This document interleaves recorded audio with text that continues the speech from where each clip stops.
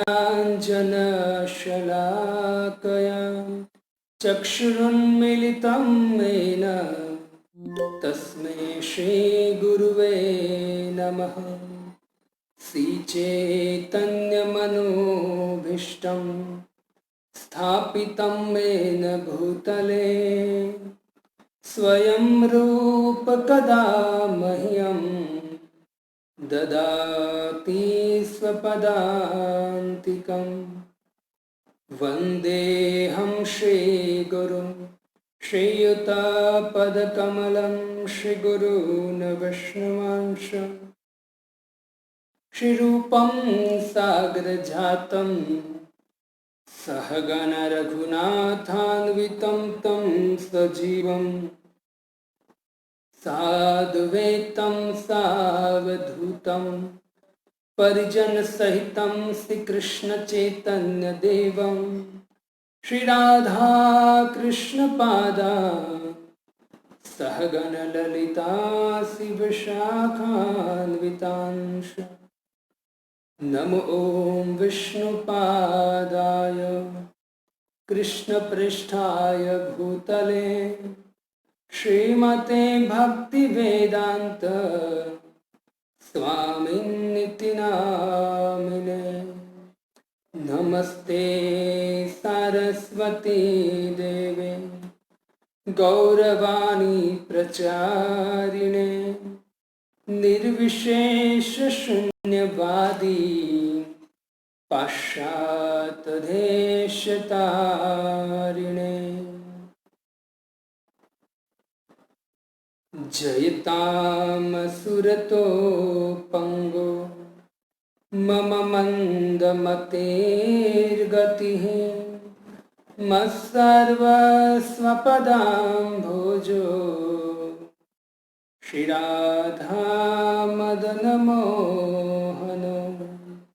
दिव्यं बृन्दारणकल्पद्रुमाद श्रीमद्रत्नागार सिंहासनस्थो श्रीमद्राधा शीलगोविन्ददेवो पृष्ठालिभिः सेव्यमानो स्मरामि। सीमान् रासरसारम्भिं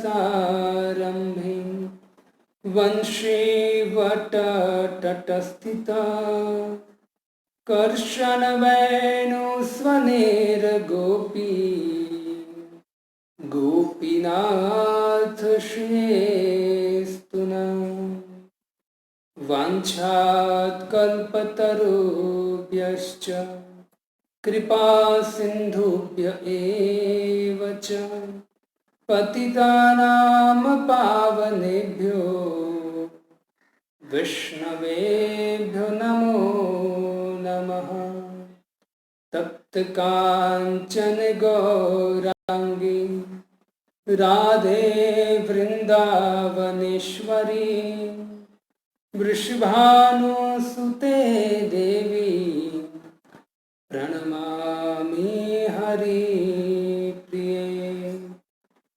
जय श्री कृष्ण चैतन्य प्रभु नित्यानंद श्री अद्वैत गदाधर शिवासादि गौर भक्त वृंद। हरे कृष्णा कृष्णा कृष्णा हरे हरे हरे राम राम राम हरे हरे।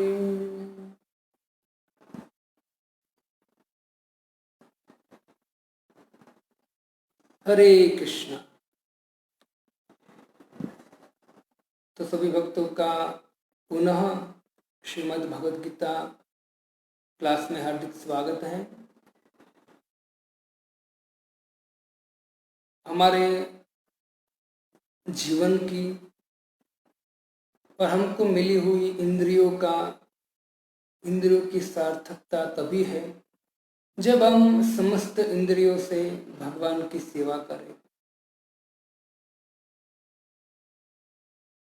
जब हम अपनी इंद्रियों से ऋषिकेश भगवान, तभी इंद्रियों की सार्थकता होती है। जो व्यक्ति अपनी इंद्रियों को भगवान की सेवा में नहीं लगाता है और खुद भोग करना चाहता है, इंद्र तृप्ति करना चाहता है, तो उनको असुर कहा गया है। जैसे श्रीमद् भागवतम 8वें स्कंद में आप देखेंगे तो 8वें स्कंद में भी जब समुद्र मंथन हुआ, समुद्र मंथन में जब धन्वंतरी, भगवान धन्वंतरी अमृत का कलश लेके बाहर आए, उसी समय जो देवता असुर थे, वो असुर तुरंत धन्वंतरी के हाथ से कलश अमृत का लेकर भागे और भागकर सभी असुर आपस में लड़ रहे हैं, झगड़ा कर रहे हैं कि पहले मैं पीऊंगा, पहले मैं पीऊंगा। एक अपने पिता को कहता है कि पिता अब तू पहले अमृत पी के क्या करेगा, अब मरने को आया तू, मैं अभी युवान हूं, तेरा बेटा हूं, तो मुझे पीने दे। कोई ये कह रहा है, सब अंदर अंदर सब लड़ रहे हैं और कह रहे हैं अहम पूर्वम न त्वम मिति प्रभु, पहले मैं पीऊंगा, मैं पीऊंगा। हाँ, ऐसी भक्ति वेदांत स्वामी श्रील प्रभुपाद जी कहते हैं, इनको असुर कहते हैं कि मेरा है, मैं भोगूंगा, ये मेरा है, ये मेरा है, मेरा है, उसको असुर कहते हैं। तो प्रभुपाद जी कहते हैं हमको असुर नहीं बनना है, क्योंकि जो व्यक्ति अपनी इंद्रिय को खुद की सेवा में लगाता है और इंद्र तृप्ति करने का प्रयत्न करता है, वो व्यक्ति कभी मन से शांति प्राप्त नहीं कर सकता है और कभी सुखी नहीं हो सकता है। अब देखिए असुरों को भी आगे जाकर, है ना, देखिए क्या मौत मिली। इससे भगवान कहते हैं कि आपकी इंद्रियों की सार्थकता जो है वो मेरी सेवा में है। गोपियां भी यही कहती हैं, सुदामा वो भी यही कहते हैं, सुखदेव गोस्वामी बारंबार कहते हैं, 21वें 10.21 में भी गोपियां कहती हैं, अक्षणवताम फलम तम दर्शनम विदाय। ये आंखों की, इंद्रियों की सार्थकता उसी में है जब है प्रभु ये इंद्रिया आपकी सेवा में लगे। तो मेरा कहने का तात्पर्य ये है कि आप लोग अपने कान से, अपनी आंखों से, अभी श्रीमद् भगवत गीता कान से श्रवण कर रहे हो और आंख भी खुली है आपकी, वो भी देख रहे हो आप, तो सार्थक है इंद्रिया हमारी जो भगवान की सेवा में लगती है। तो आइए श्रीमद् भगवत गीता 8वां अध्याय, जिसका शीर्षक है भगवत प्राप्ति, श्लोक क्रमांक अध्याय 8 श्लोक क्रमांक 17 और 18, 2 श्लोक का हम व्याख्या करने का प्रयत्न करेंगे। 18 श्लोक में प्रभुपाद जी तात्पर्य नहीं दिया है, तो उसमें खाली एक संदेश दिया है, उस संदेश में आपको खाली दूंगा, और 17वें अध्याय का भी थोड़ा सा व्याख्या करेंगे। आइए हम श्लोक का उच्चारण करें। 17वां श्लोक, सहस्त्रयुग पर्यंतम अहयत ब्रह्मणो विदु रात्रियुग सहस्त्रांता तेहो रात्र विदो जना। सहस्त्रयुग पर्यंतम अहयत ब्रह्मणो विदु रात्रियुग सहस्त्रांता तेहो रात्र विदो जना। अनुवाद, मानवीय गणना के अनुसार 1000 युग मिलकर ब्रह्मा का एक दिन बनता है और इतनी ही बड़ी ब्रह्मा की रात भी होती है। अव्यक्ताद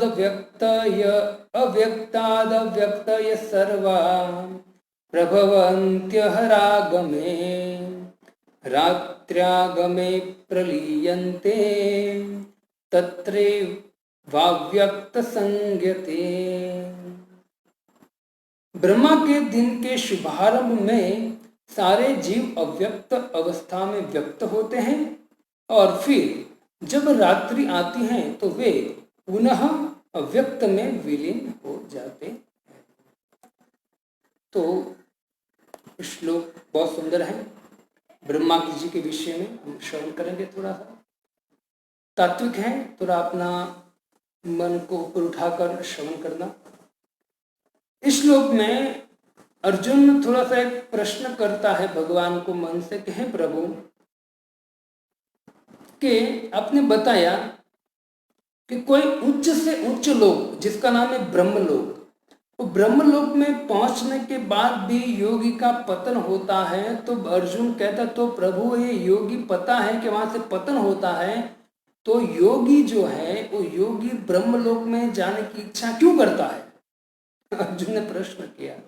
तो भगवान अंतर्यामी है, भगवान तुरंत समझ गए और भगवान ने बहुत, आप प्रश्न समझिए। अर्जुन कहते हैं कि प्रभु पिछले श्लोक में आपने कहा कि सबसे बड़ा उच्च लोक और सर्वश्रेष्ठ लोक है ब्रह्मा जी का लोक, और वहां कोई व्यक्ति पहुंच जाता है उनका भी पतन होता। आप ब्रह्म भुवनान लोका पुनरावर्तिनो अर्जुन,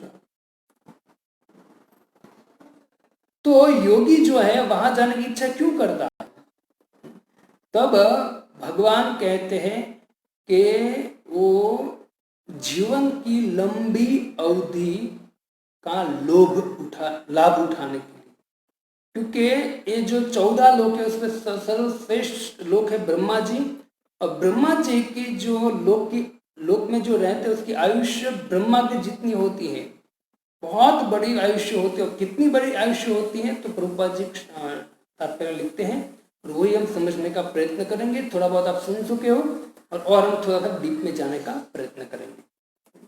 तो भक्तों 4 युग हैं, आप सब जानते हैं, त्रेता युग, सतयुग, त्रेता युग, द्वापर युग और कलयुग।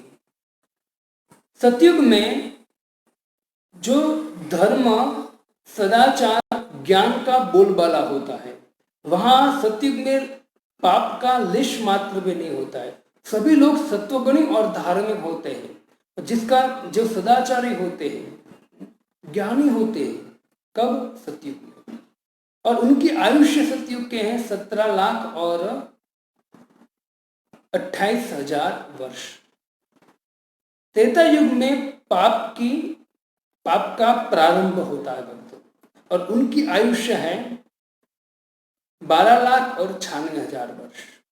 फिर जब त्रेता युग आता है, त्रेता युग का पाप का प्रारंभ होता है, और द्वापर युग में धर्म सदाचार का लोप हो जाता है। पाप की शुरुआत होती है, वहां से पाप होता है वहां, धर्म जो है तो धर्म का भी लोप आपको दिखता है। जैसे हम देखें महाभारत में दुर्योधन आदि, तो वहां भी आपको धर्म नहीं दिखेगा। तो जो प्राय द्वापर युग है उसमें धर्म धीरे धीरे लुप्त होता हुआ आपको दिखेगा, धर्म दिखेगा, लेकिन हमको पता चलेगा कि धर्म जो है धीरे धीरे लुप्त होता ऐसा दिखेगा। तो उनकी आयुष्य है द्वापर युग की 8 लाख और 64,000 वर्ष।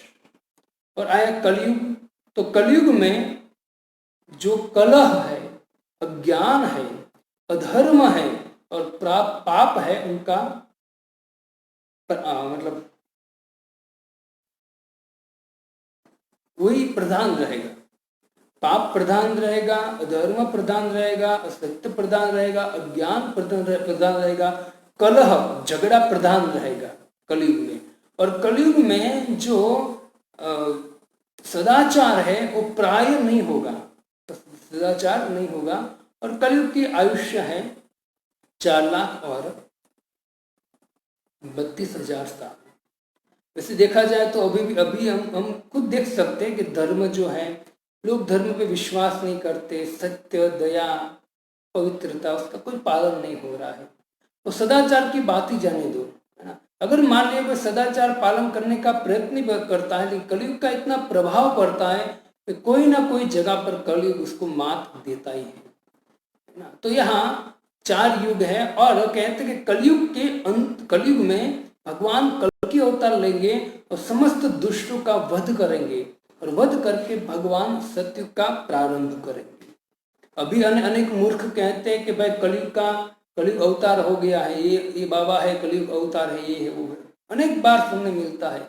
लेकिन शास्त्र प्रमाणम, कोई व्यक्ति कहे ऐसा नहीं मानना चाहिए। शास्त्र क्या कहता है?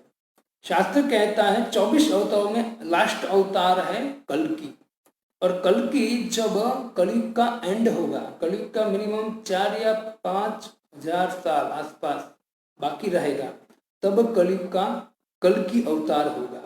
और कल्कि अवतार सभी म्लेच्छ हो गए तब, और सब म्लेच्छों का खात्मा करेंगे भगवान। और उसी समय धर्म की स्थापना कर कर सतयुग का प्रारंभ होगा। तो कल्कि अवतार होगा कब? तो कहते हैं कि कलयुग के एंड में। ऐसे 4 युग मिलाकर भक्तों 43,20,000 वर्ष हो गए, 43,20,000 वर्ष, जो आप सुन सके हो। और एक बात सुनिए, मैं थोड़ा और डीप में ले जाना चाहता हूं। इनटू जब 1000, ब्रह्मा जी की गणना मैं आपको कर रहा हूं, जब सतयुग, त्रेता युग, द्वापर युग और कलयुग, वो चारों युगों को मिलाकर 43,20,000 वर्ष, मतलब 43,20,000 वर्ष इनटू 1000। और वो जो चतुर्युग है उसको 1000 बार गुना कर दोगे तब जाके ब्रह्मा जी का एक दिन होता है। और ऐसे ही ब्रह्मा जी की रात भी होती, जैसे श्लोक में कहा है कि मानवीय गणानुसार 1000 युग मिलकर ब्रह्मा जी का एक दिन होता है, और ऐसे ब्रह्मा जी की रात होती है।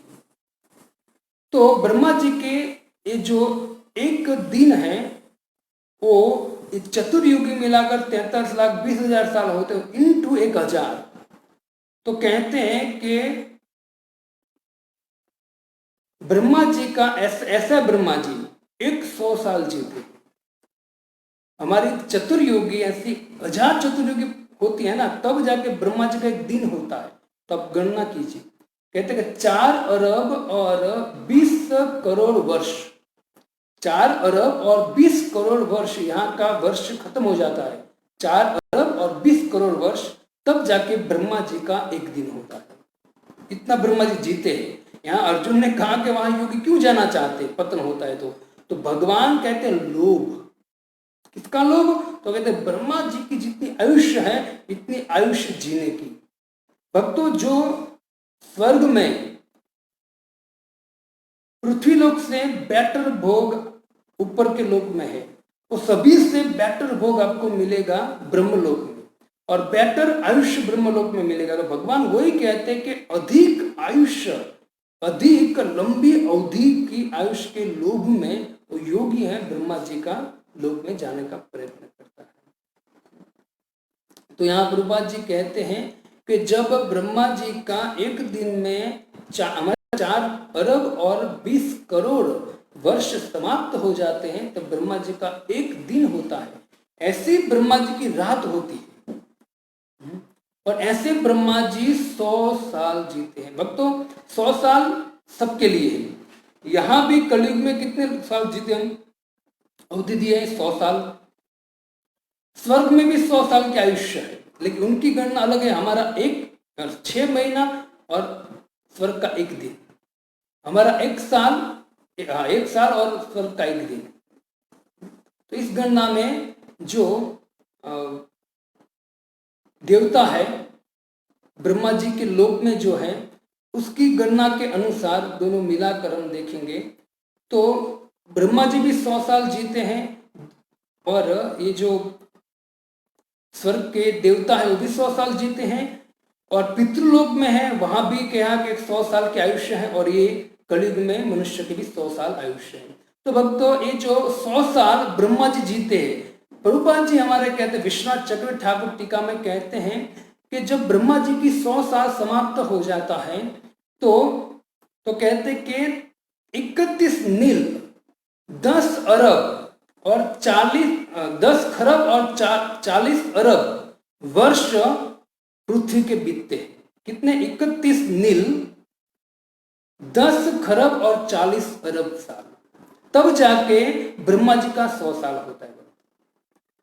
ये इतने, इसलिए अर्जुन ने जैसे प्रश्न किया कि प्रभु आप मुझे बताएं कि जो योगी है बड़े बड़े, तो योगी को पता है, भगवान कहते कि योगी का वहां से पतन होता है। आप ब्रह्म भुवनान लोका पुनरावर्तिनो अर्जुन, तो योगी वहां क्यों जाना चाहते हैं? तो भगवान तुरंत एक शब्द में कहते लोभ। किस बात का लोभ? तो कहते हैं कि ब्रह्मा जी जो है वो ब्रह्मा जी 100 साल जो उनकी आयुष्य है, 100 साल की आयुष्य जो देवताओं को भी दुर्लभ है, ऐसे आयुष्य है, तो आयुष्य को भोगने के लिए, अधिक जीने के लिए वो ब्रह्मलोक में जाता है। मैंने आपको कल परसों 2 बात बताया था, एक तो मुक्ति और एक सद्यो मुक्ति। एक सद्यो मुक्ति होती है और एक कर्म मुक्ति, 2 प्रकार की मुक्ति होती है, उसके बारे में आपको चर्चा किया। तो ये जो है वो कर्म मुक्ति है। ब्रह्मा जी के लोक में जा रहे, तो वहां जाकर अगर योगी भजन करेगा तो जाएगा भगवान के धाम में ब्रह्मा जी के साथ, तो कर्म मुक्ति है ये। तो ये यहाँ ब्रह्मा जी का एक 100 साल है। तो कहते हैं कि ब्रह्मा जी जब 100 साल जीते हैं ना, तो हमको लगता है, मनुष्य को लगता है कि अरे बाप रे, ब्रह्मा जी का इतना बड़ा आयुष्य है और उनकी गणना में जो मनुष्य है तो एकदम तुच्छ है ना। हम अब 50-60 साल जीने वाले हैं, लेकिन कितना अहंकार है ना, कितना अहंकार है। विचार कीजिए, ब्रह्मा जी की इतनी बड़ी आयुष्य है, मतलब ये चतुर्युगी है, सतयुग, त्रेतायुग, द्वापर युग, कलयुग मिलाकर 33,20,000 साल इंटू 1000 साल एक दिन खाली होता है। ऐसी रात और ऐसा 100 साल ब्रह्मा जीते हैं, तो हमारा दिमाग हैंग हो जाएगा, इतना ब्रह्मा जी की आयुष्य है। तो विचार कीजिए भक्तों, तो ये जो ब्रह्मा जी हैं, वो ब्रह्मा, हमको लगता है ब्रह्मा जी बहुत साल जीते, लेकिन हमारे विश्वनाथ चक्रवर्ती ठाकुर कहते हैं कि ब्रह्मा जी की जो आयुष्य है ना 100 साल, तो 100 साल भगवान की दृष्टि में जैसे ऐसे हैं जैसे बिजली चमकती है। भगवान की दृष्टि में ब्रह्मा जी का 100 साल ऐसा जैसे बिजली चमककर, ऐसा होता है ना, बिजली चमककर, तो ऐसा है ब्रह्मा जी का 100 साल। तो यहाँ प्रभुपाद जी कहते हैं कि ब्रह्मा जी का जब एक दिन होता है, एक दिन के बाद ब्रह्मा जी की रात होती है, तो एक दिन के बाद क्या होता है, तो हमारे आचार्य कहते हैं कि प्रलय होता है। उस प्रलय का जो नाम है वो है नैमित्तिक प्रलय। प्रलय जो है 4 प्रकार के प्रलय होते हैं, और नैमित्तिक प्रलय है वो ब्रह्मा जी का एक दिन समाप्त होता है, तब नैमित्तिक प्रलय होता है। नैमित्तिक प्रलय होता है, उसमें क्या होता है, हमारे आचार्य कहते हैं कि अंधकार छा जाता है, इतनी तेज वायु चलती है कि सहन करना मुश्किल हो जाता है, और जल भरना चालू हो जाता है सृष्टि में। संकर्षण के मुख से अग्नि निकलती है ना, और अग्नि कितने साल तक निकलती है, तो कहते 36,000 साल तक वो अग्नि निकलती है, और पूरा ब्रह्मांड जो भू और स्वर्ग 3 लोग जलते रहते हैं। नीचे ये अग्नि जो है वो नीचे भड़कती है, तो ऊपर के लोग जो हैं, जिसका हमने वर्णन किया, महर लोग हैं, जन लोग हैं, तो जो महर लोग हैं उनके जो वहां रहने वाले हैं भृगु मुनि आदि, वो भृगु मुनि को ताप लगता है आदि ऋषियों को, तो वो तुरंत वहां से शिफ्ट होते, कहाँ, तो कहते जन लोक में शिफ्ट होते। एक दिन समाप्त होने के बाद भक्तों नीचे के लोक का प्रलय होता है, और उसी समय जो ऊपर के लोग हैं, जन लोग, महल लोग है ना, वो लोग को प्रलय नहीं होता है, ये नीचे के लोग का प्रलय होता है।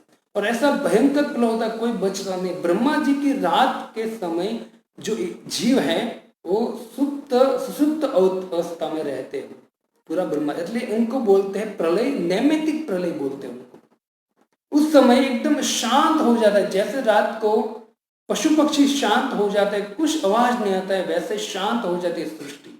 और जैसे ब्रह्मा जी की वो आयुष्य है, मतलब प्रलय चलता है, और जैसे प्रलय समाप्त हो गया, ब्रह्मा जी का सुबह हुआ, तो सुबह वापस सृष्टि होती है, और जिस अवस्था में, जिस विचार से, जिस इच्छा से मनुष्य ब्रह्मा जी में लीन हुआ था, उसी विचार से वापस प्रकट होता है ब्रह्मा जी के एक दिन के बाद। वो प्रलय को कहते हैं नैमित्तिक प्रलय। दूसरा प्रलय है आत्यंतिक प्रलय। तो आत्यंतिक प्रलय क्या है, तो कहते हैं आत्यंतिक प्रलय मतलब जब जीव इस भौतिक सृष्टि को छोड़कर जब आध्यात्मिक सृष्टि में प्रवेश करता है, भगवान की सृष्टि में, भगवान के धाम में, तब उनको बोलते हैं आत्यंतिक प्रलय। तीसरा प्रलय है प्राकृतिक प्रलय। प्राकृतिक प्रलय मतलब क्या है, जैसे ब्रह्मा जी का एक दिन समाप्त होता है तो प्रलय होता है, वैसे ब्रह्मा जी का 100 साल जब समाप्त होता है भक्तों, तब एक प्रलय होता है जिसका नाम है प्राकृतिक प्रलय। और वो प्रलय में पूरा ब्रह्मांड, ब्रह्मा जी सहित पूरा ब्रह्मांड भगवान के उदय में वापस प्रवेश करता है, उसको बोलते हैं प्राकृतिक प्रलय। और चौथा प्रलय है नित्य प्रलय, जो आप देख सकते हो कभी दिन में हजारों लोग मरते हैं और दिन में हजारों लोग मतलब जन्म लेते हैं इस पृथ्वी पर, इस भौतिक जगत में, तो इसको बोलते हैं नित्य प्रलय। तो 4 प्रकार का प्रलय है। 3.11 भागवतम में कपिल भगवान कहते हैं, ब्रह्मा का एक दिन समाप्त होती रात्रि होती है और ब्रह्मा सो जाते हैं। दिन को वापस सृष्टि होती है और 14 मनु वापस प्रकट होते हैं। दिन के समय जीव शरीर बदलता रहता है। ये जो दिन होता है ब्रह्मा जी का, उस समय जो जीव है वो शरीर बदलता रहता है, कभी कुत्ते के शरीर में, कभी गधे के शरीर में, कभी अच्छा कर्म करता स्वर्ग में जाता है। वो सब कब होता है? जब ब्रह्मा जी का दिन होता है। ब्रह्मा जी का दिन मतलब 1000 चतुर्युग में ये सब कुछ होता है। जब ब्रह्मा जी की रात हो जाती है तो ये जो प्रलय होता है, और प्रलय के समय कुछ नहीं होता है, सब शांत होता है। सूर्य और चंद्र जो है उनकी भी क्रांति है, एकदम डल हो जाती है। क्रांति जो है तेज विहीन हो जाते हैं। और हमारे आचार्य कहते हैं कि सूर्य चंद्र जो है लुप्त नहीं होता है, मतलब ऐसे हमारे दृष्टि से ओझल हो जाते, लेकिन ब्रह्मांड में कहीं कहीं ना कहीं जगह पे वो सूर्य और चंद्र रहते हैं। तो इस तरह से सूर्य और चंद्र ब्रह्मांड के तीनों लोक में परे शेष भाग में प्रकट होते हैं, विश्वनाथ चक्र ठाकुर कहते हैं। तो भक्तों, ये ब्रह्मा जी जो है, और ब्रह्मा जी का एक दिन होने से प्रलय होता है। उस समय जो समस्त जीव है वो शांत हो जाते हैं। कहते हैं कि ब्रह्मा जी में प्रवेश करते हैं, ब्रह्मा जी में प्रवेश करते हैं, और जैसे ब्रह्मा जी का रात समाप्त होता है तो वापस पुनः सृष्टि होती है। और पुनः सृष्टि के समय 14 मनु प्रकट होते हैं, धीरे धीरे एक के बाद एक, और वापस हम सब अपनी इच्छाओं के द्वारा प्रकट होते हैं। प्रभुपाद जी कहते हैं कि जब ये प्रलय होता है ना, तब प्रलय से पानी से सब कुछ भर जाता है, और कृष्ण अनंत शेष की सैया पर प्रकट होते हैं। तब कहते हैं कि जनलोक के जो निवासी है, यहाँ जो महरलोक के निवासी का वर्णन नहीं है, जनलोक के निवासी का वर्णन है। क्यों? क्योंकि जब यहाँ प्रलय होता है नीचे के लोक में, तो उसकी अग्नि है वो महरलोक तक जाती है। महरलोक को कुछ असर नहीं होता, लेकिन ये जो ताप है ना, वो महरलोक में भी सताता है। इससे महरलोक के वासी भृगु मुनि आदि ऋषि मुनि, वो समस्त ऋषि मुनि कहाँ चले जाते हैं? तो कहते हैं जनलोक में। और हमारे आचार्य कहते हैं जब कृष्ण, मतलब भागवतम में वर्णन है 30वें स्कंद के 11वें स्कंद अध्याय में, कि जब भगवान अनंत शेष के ऊपर प्रकट होते हैं ना, तो जनलोक के निवासी सभी भगवान की प्रार्थना करते हैं। भक्तों, ये जो प्रलय चलता है ना, कहते हैं 36,000 साल तक बारिश होती है, भयंकर बारिश होती है, और 36,000 साल तक आग, जो अनंत के मुख से आग निकलती है, ये प्रलय है। प्रलय के समय इतनी भयानक स्थिति आ जाती है, जैसे हम सुनामी आती है ना, तो भी क्या होता है, अब थोड़ा समझ सकते हो।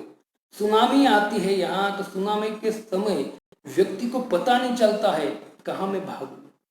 ऐसे ही भक्तों, जब ये प्रलय होता है ना, प्रलय में तो इतनी भयंकर स्थिति होती है कि मनुष्य देखकर उसे कभी ऐसा दृश्य नहीं देखा, इतनी भयंकर प्रलय होता है।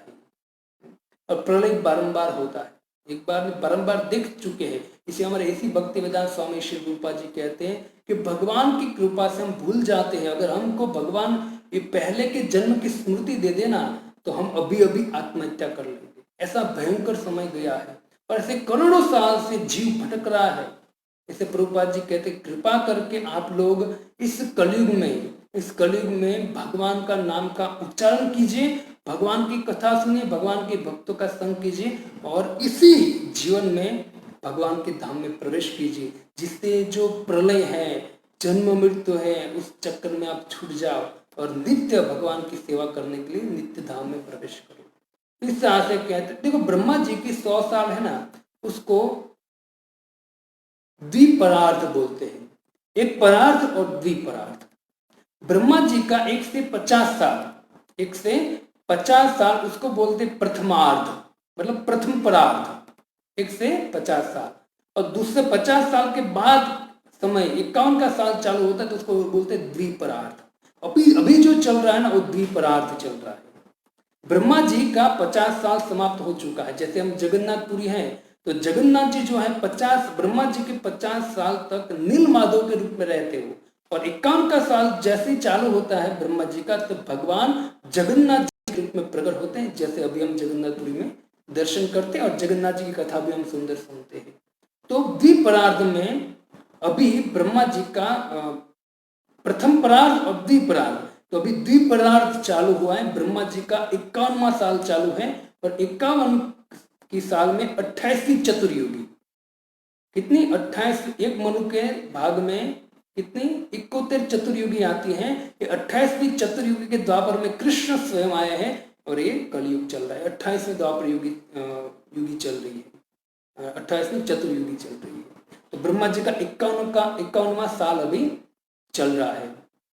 ये जो भौतिक जगत है, भौतिक जगत है 4 अरब माइल फैला हुआ है। 4 अरब माइल ये भौतिक जगत है फैला हुआ है, मतलब एक ब्रह्मांड की बात है।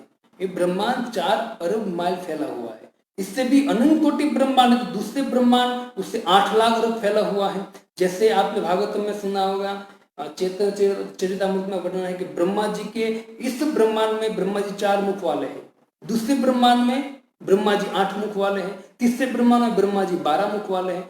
आप कहोगे प्रभु जी अब नींद आ रही है, ये सब बंद करो, है ना। लेकिन भक्तों श्रद्धा रखें, आप खुद पढ़िए, गलत नहीं है, ये बहुत सुंदर विज्ञान है शास्त्रों का, है ना। तो ये श्लोक आया तो श्लोक के आधार पर मुझे आपको बोलना ही पड़ेगा, मतलब ज्ञान तो जो प्रभुपाद जी ने दिया है, आचार्य ने दिया, वो प्रस्तुत करना पड़ेगा जो एज इट इज सही है। तो एक भौतिक जगत है 4 अरब मील में फैला हुआ है।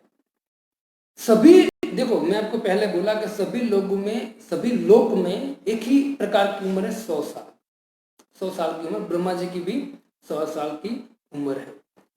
एक सुंदर बात कहते हैं हमारे आचार्य के, जब ब्रह्मलोक में 20 मिनट, वो खाली गिनती करते हैं हमारे लिए कि जब ब्रह्मा जी के लोक में 20 मिनट समाप्त होता है, 20 मिनट चला जाता है, तब ये पृथ्वी लोक में 12 करोड़ साल समाप्त हो जाता है, बीत जाता है। ब्रह्मा जी की 20 मिनट और ये पृथ्वी लोक में, इस पृथ्वी लोक में 12 करोड़ वर्ष समाप्त होते हैं। विचार कीजिए, इतनी ब्रह्मा जी की आयुष्य है, 20 मिनट और कहा 12 करोड़ वर्ष। कहते हैं कि 1 लाख वर्ष, यहाँ पृथ्वी का 1 लाख वर्ष जब बीत जाता है ना, तो ब्रह्मा जी की 1 सेकंड होती है। ब्रह्मा जी की 1 सेकंड होती है। उसका मैं एग्जाम्पल आपको देगा, आपको समझ में आ जाएगा। जैसे श्रीमद् भागवत के 9वें स्कंद में आप देखेंगे, 9वें स्कंद में विवस्वत मनु के पुत्र हुए शर्याति, शर्याति के पुत्र हुए आनर्त, और आनर्त के पुत्र हुए रेवत, और रेवत के पुत्र हुए कुकुदमी, और कुकुदम की एक पुत्री थी जिसका नाम था रेवती, जो बलराम जी के साथ उसका ब्याह हुआ, आप सब जानते हैं, परिचित है। तो जब कुकुदमी राजा है, उसने देखा कि मेरी बेटी इतनी सुंदर है, मतलब इतनी गुणवान है, तो उनके लिए कौन वर है, तो उसने सोचा कि मैं ब्रह्मा को पूछूंगा। तो पुत्री को लेकर वो कहाँ गए, ब्रह्मलोक गए, है ना। और देखो अभी हमको यहाँ से अगर गुजरात जाना है या राजस्थान जाना, तो कितनी जगह पे टैक्स देना पड़ता है ना। लेकिन ये जो राजा सब थे, वो राजा सब योगी थे। तो कुकुदमी राजा, श्रीमद् भागवतम के 9वें स्कंद में जो कथा है, कुकुदमी राजा जो रेवती उनकी पुत्री थी, जिसकी शादी बलराम जी के साथ हुई, तो रेवती को लेकर ब्रह्मा जी के पास गए, और ब्रह्मा जी के पास जाकर पूछा कि है ब्रह्मा जी, मेरी पुत्री है, उनके लिए कोई वर आप कहिए, तो उनके साथ मुझे शादी करानी है। तो ब्रह्मा जी तुरंत कुकुदमी को देखकर हंसने लगे, और कुकुदमी को बोला कि कुकुदमी, तू यहाँ ब्रह्मलोक में आया और मेरे धाम में तू मिनिमम 20 मिनट ठहरा है। कितना? 20 मिनट तू मेरे धाम में ठहरा है। इससे नीचे जहां तेरा राज्य है पृथ्वीलोक में, उस राज्य का 12 करोड़ साल चले गए। मतलब कहते हैं कि 27वीं चतुर्युगी जब चल रही थी, 27वीं चतुर्युगी चल रही थी, तो ब्रह्मा जी ने कहा कि 27वीं चतुर्युगी समाप्त हो गई है, और 28वीं चतुर्युगी का 27वीं चतुर्युगी और 28वीं चतुर्युगी स्टार्ट हुई है। और 28वीं चतुर्युगी के जो द्वापर है, उस द्वापर में भगवान कृष्ण और बलराम जी, तो बलराम जी के साथ आपकी पुत्री को आप ब्याह करा दीजिए, है ना। मतलब 27 चतुर्युगी बीत गई थी। हाँ, 1 से लेकर 27 चतुर्युगी बीत गई। ब्रह्मा जी का 20 साल। तो ब्रह्मा जी कहते कि हे कुकुदमी राजा, आपके पृथ्वीलोक में नीचे 27 चतुर्युग बीत गई है, मतलब 12 करोड़ साल चले गए हैं। और अभी 28वीं चतुर्युगी स्टार्ट हुई है, उसके द्वापर में कृष्ण आएंगे, उसके साथ उनका भाई बलराम आएगा। तो आप अपनी पुत्री की शादी जो है वो बलराम जी के साथ करा दीजिए। ये कौन कहते हैं? ब्रह्मा जी ने। तो मैं आपको जो बोला ना 20 मिनट, 20 मिनट ये कुकुदमी राजा है। कोई व्यक्ति अगर जो अभक्त है, जो व्यक्ति भक्ति नहीं करता, जिसमें श्रद्धा नहीं है, उन लोगों को एक बात बताएंगे ना तो लोग मानेंगे ही नहीं, है ना। देखिए श्रद्धा का विषय मैंने आपको पहले बोला, तो जो भक्ति है ना भक्तों, वो श्रद्धा के द्वारा अप होती है ना। जो श्रद्धा, जैसी श्रद्धा है ना, जैसी श्रद्धा ऐसी भक्ति आपकी बढ़ेगी। जो व्यक्ति की श्रद्धा एकदम निम्न है वो व्यक्ति कनिष्ठ भक्त रहेगा, जो व्यक्ति की श्रद्धा ऊपर बढ़ी हुई है वो मध्यम भक्त, और जो व्यक्ति एकदम ऊपर श्रद्धा है उनकी एकदम टॉप लेवल पे, वो व्यक्ति टॉप मोस्ट पर भक्त सुंदर बनेगा। तो जैसे श्रद्धा वैसा हमारी भक्ति है। तो श्रद्धावान व्यक्ति के लिए ज्ञान है, जो व्यक्ति श्रद्धावान नहीं है वो व्यक्ति इसको समझ नहीं पाएगा। तो आपको एक कथा के द्वारा मैंने आपको समझा, 9वें स्कंद में आप खुद पढ़ सकते हो कि कुकुदमी राजा जब गए ब्रह्मलोक में तो ब्रह्मा जी ने उनको सीधा बोला, तो 20 मिनट रुके थे वहां। और आप दूसरा एग्जाम्पल आप देखें, हमारे इंद्रधुम महाराज, जगन्नाथ कथा में आता है इंद्रधुम महाराज, तो इंद्रधुम महाराज भी ब्रह्मा के पास गए थे। ब्रह्मा जी को बोला कि मैंने मंदिर बनाया जगन्नाथ जी के लिए, आप आइए और उसकी आरती उतारिए। ब्रह्मा जी उनके सामने भी हंसने लगे थे कि तू यहाँ आया तो है, लेकिन नीचे अनेक चतुर्युग बीत गई है। और तो बहुत सुंदर कथा होगी, आप जगन्नाथपुरी की बुक्स लेंगे तो उसमें भी बहुत सुंदर कथा है। तो भक्तों जो ये ब्रह्मा जी हैं, ब्रह्मा जी की आयुष्य बहुत बहुत बहुत लंबी है। प्रभुपाद जी कहते हैं कि जैसे ही कुकुदमी राजा नीचे आए और नीचे आकर द्वापर युग आया, तो द्वापर युग में कृष्ण और बलराम कहते कि यमुना में स्नान कर रहे थे। और जैसे यमुना में स्नान कर रहे थे तो तुरंत स्नान करके बाहर आए, कुकुदमी राजा वहां आए और कुकुदमी राजा ने तुरंत बलराम जी को कहा कि मैं मेरी पुत्र की शादी आपसे कराना चाहता हूँ। क्यों? क्योंकि ब्रह्मा जी ने कहा। तो कृष्ण ने, अभी बलराम कुछ बोले उससे पहले कृष्ण ने बोला कि डन, पक्का है ना, रिश्ता पक्का है ना। कृष्ण ने बोला कि अब ये कर लेगा शादी तो मेरी बारी आएगी, है ना। तो बलराम जी कहते हैं कि बलराम जी और रेवती की शादी हुई, और दोनों की शादी, रेवती सतयुग की कन्या थी, तो रेवती की हाइट 21 फीट थी, और बलराम जी द्वापर युग में प्रकट हुए थे, जैसे उनकी हाइट मिनिमम 12-13 फुट की थी। तो जो ये 12 फुट और 21 फुट का कुछ लेवल तो होना चाहिए ना। तो तुरंत बलराम जी ने अपने हल को रेवती माता के सिर पर रखकर ऐसे दबाया, तो रेवती माता वापस कंधे पर आ गई बलराम जी के। बलराम जी ने कहा अब ठीक है। इस तरह से बलराम जी के साथ रेवती जी का पाणी ग्रहण हुआ था।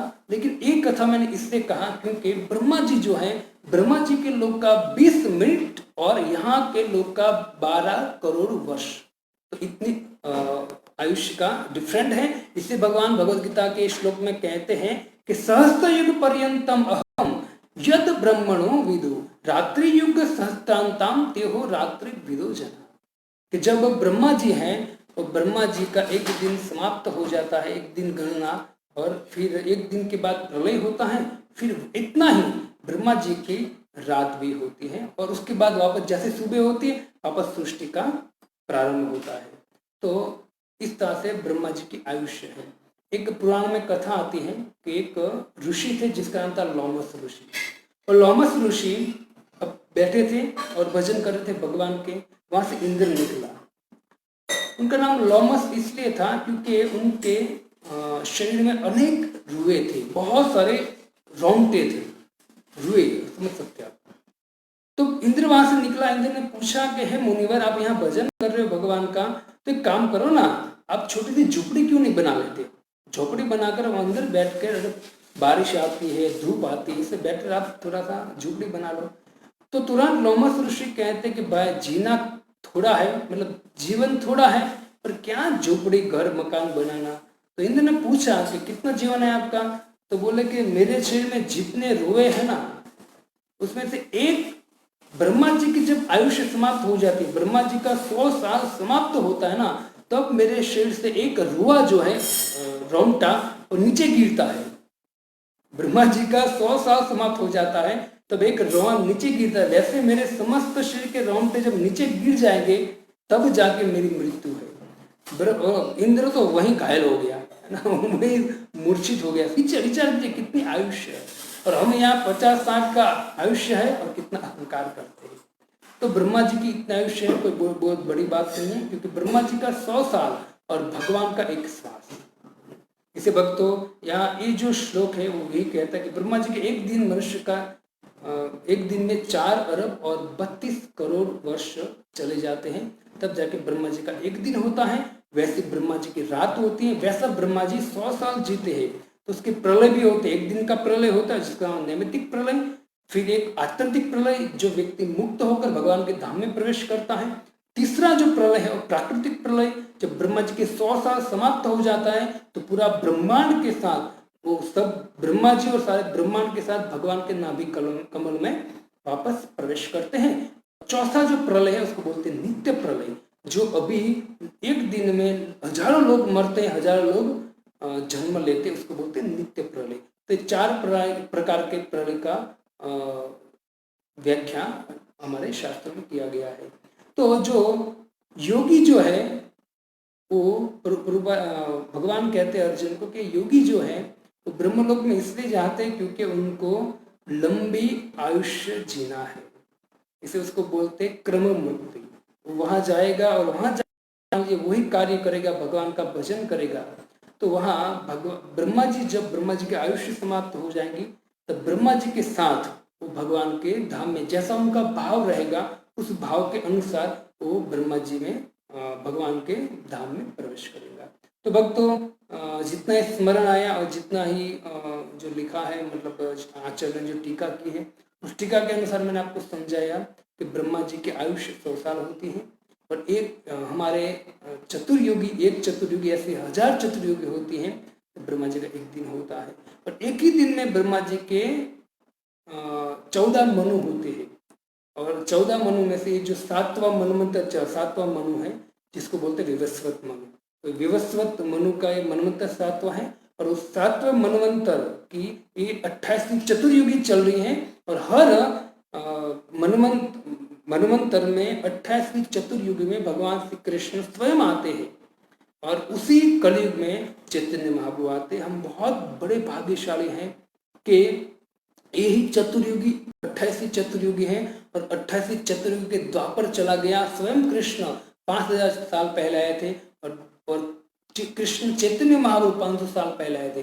बहुत भाग्यशाली है भक्तों।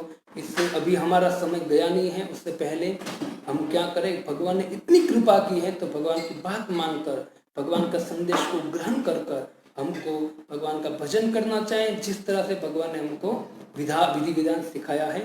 भगवान का नाम हरे कृष्ण कृष्ण कृष्ण हरे हरे, हरे राम राम राम हरे, महामंत्र जपना चाहिए, श्रीमद् भगवद गीता का ज्ञान प्राप्त करना चाहिए, भगवान के संदेश को प्राप्त कर कर जिस तरह से भगवान ने हमको सिखाया है उसी तरह हमको जीवन जीना चाहिए। इससे भक्तों बारंबार ये अवसर नहीं मिलता है, भगवान की विशेष कृपा है जो अभी व्यक्ति पृथ्वी लोक में जन्म लिया है, विशेष कृपा है। तो इस कृपा का लाभ लीजिए, और उस कृपा का लाभ लेने से हमको निश्चित हमारा, हमारे पितरों का, हमारे माँ बाप का उद्धार होगा, और भगवान भी हमसे बहुत प्रसन्न होंगे। हरे कृष्णा कृष्ण कृष्ण हरे हरे, हरे राम राम राम हरे हरे। कल पुनः हम मिलेंगे 7 बजे श्रीमद् भगवद गीता, और जो 18 नंबर का श्लोक है उसमें कुछ नहीं है, पर भगवान इतना कहते हैं कि ब्रह्मा के दिन का शुभ आरंभ होता है, तो जो अव्यक्त होते हैं जीव, अव्यक्त होते मतलब जो नहीं दिखते हैं जीव, वापस पुनः चलना चालू करते हैं पृथ्वी में, और जैसे रात होती है तो जो व्यक्त जीव होता है अव्यक्त हो जाता है, मतलब वो प्रलय में चला जाता है। तो 18वां श्लोक यही कहता है। कल हम 19वां श्लोक लेंगे, तो 7 बजे हम वापस मिलेंगे, और 7 बजे वापस करेंगे। आपको निवेदन है 7 बजे वापस जुड़िए और भगवान के संदेश को हमारे आचार्य, हमारे इसी भक्ति वेदांत स्वामी श्री प्रभुपाद जी की टीकाओं के द्वारा समझने का प्रयत्न करेंगे। हरे कृष्ण। श्री प्रभुपाद की जय।